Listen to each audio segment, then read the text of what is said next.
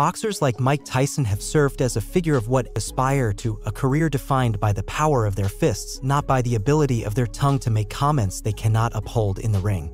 Brian Nielsen's career remained almost impeccable until he stepped into the ring against an Iron Mike who, at 40 years old, still had much to offer in the world of boxing.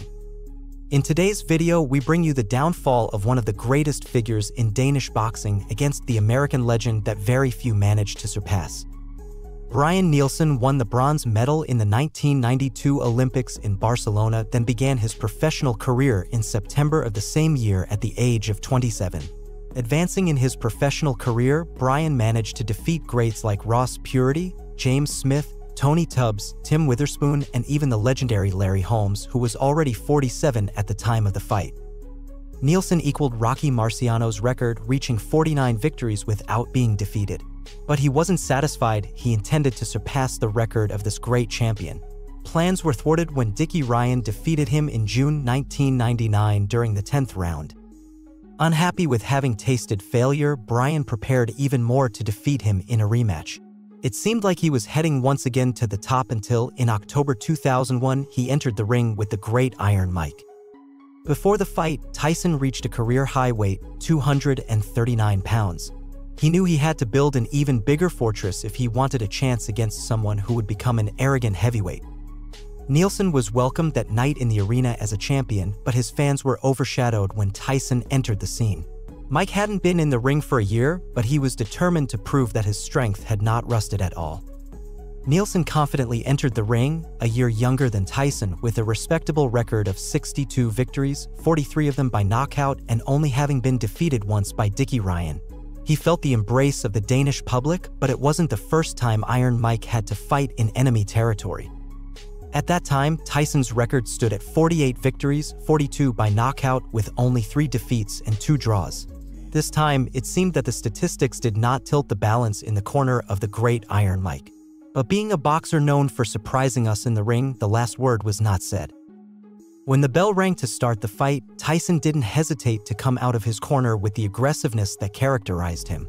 In less than 10 seconds of the first round, he had Nielsen against the ropes. Mike has no let-up in him. He's just unloading everything, all body right now. Trying to defend himself from his powerful punches. It wasn't the first time Tyson faced an opponent physically larger than him, and he knew that if he wanted a real chance to win, he had to direct all his attacks to the body to wear down his opponent's strength and later in the match, unleash his entire arsenal to achieve the coveted knockout. Nielsen showed that he wouldn't be an easy opponent to deal with during the second round when, despite Tyson's advances, he stood firm, seizing every opportunity to counterattack. His large body provided him with something that many of Tyson's previous opponents couldn't boast: high resistance to punches. The serious exchange of blows was about to begin when the episode was closed by the sound of the bell, and everyone in the venue eagerly awaited the third round. Nielsen said it, but the last 3 are to the head by Tyson. But Nielsen's still standing. Tyson showed why he was a legend, opening the third episode, leaving Nielsen against the ropes with no other option than to receive the powerful combinations of punches he was throwing.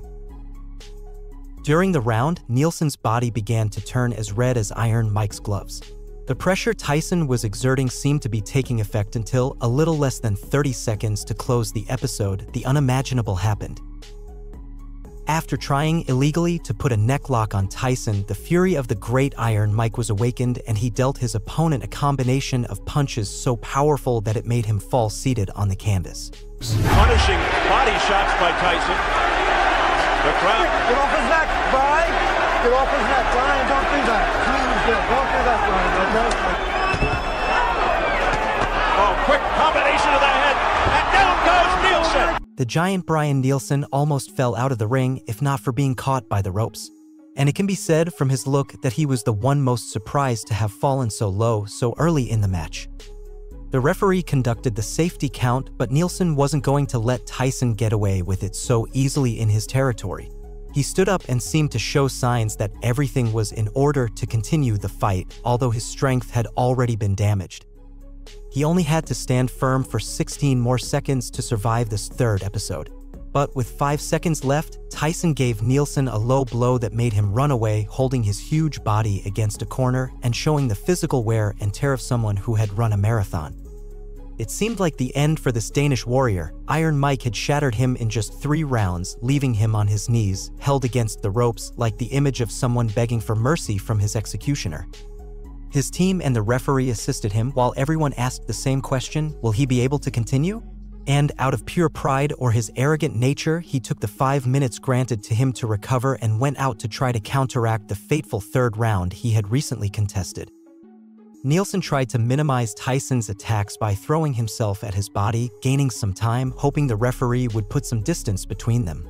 During this 4th episode, Tyson threw perfect combinations of punches to earn a good couple of points on the judges' scorecards. From the effects of that knockdown.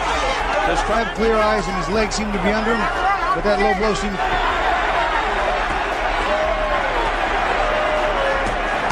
Oh, a heavy... Yeah, but right now he's doing it on Nielsen. Unfortunately for the... By the 5th round, the ring had become the cage of a beast. The great Iron Mike was playing with his prey like a predator, hurting him with his punches but keeping him on his feet for the show. At this point, it seemed that Brian Nielsen had no options to recover from a severe defeat. Over the left eye of Nielsen, who's getting hammered. Big uppercuts by Mike. Double. During the break, Tyson returned to his corner to sit and wait for his turn to be treated before continuing the fight. Having been barely touched by his opponent's weak fists, he really had no wounds or apparent damage that needed healing. For his part, Brian Nielsen took the break to reflect and acknowledge that Mike Tyson was an opponent he was not going to be able to defeat. And before receiving many more unnecessary blows with the intention of protecting his physical integrity, he decided to surrender. While it can be taken as a bittersweet victory for the great Iron Mike because he didn't leave Nielsen lying on the canvas, it was a great demonstration of why Mike Tyson was a living legend of boxing.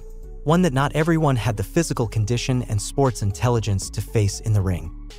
Mike and his team celebrated conquering enemy territory while everyone wanted a few seconds to interview a fighter who, in his mid-30s, had completed a 5-round fight looking as fresh as someone who had just woken up from a 9-hour sleep.